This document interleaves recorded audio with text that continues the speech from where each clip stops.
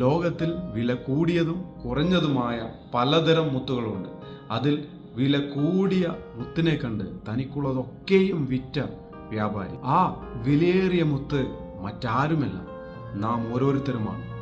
മത്തായിയുടെ സുവിശേഷം 13-ാം അധ്യായം അതിന് 45-46 വാക്യങ്ങളിൽ യേശു കർത്താവ് പറഞ്ഞ ഉപമ ഇപ്രകാരമാണ്: പിന്നെയും സ്വർഗരാജ്യം നല്ല മുത്ത് അന്വേഷിക്കുന്ന ഒരു വ്യാപാരിയോട് സദൃശ്യം.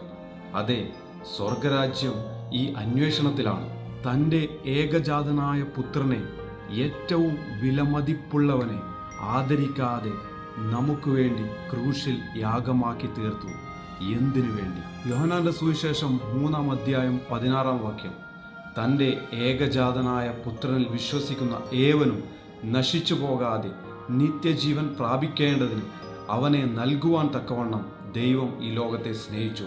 യെശയ്യാവ് 43:4 ഇങ്ങനെ പറയുന്നു: നീ എനിക്ക് വിലയേറിയവനും മാന്യനുമാകുന്നു. ദൈവം ഓരോരുത്തരെയും സ്നേഹിച്ച് സ്വർഗരാജ്യത്തിൽ ചേർക്കുവാൻ ആഗ്രഹിക്കുന്നു. സ്വർഗരാജ്യം നിങ്ങളെയും തേടുന്നു.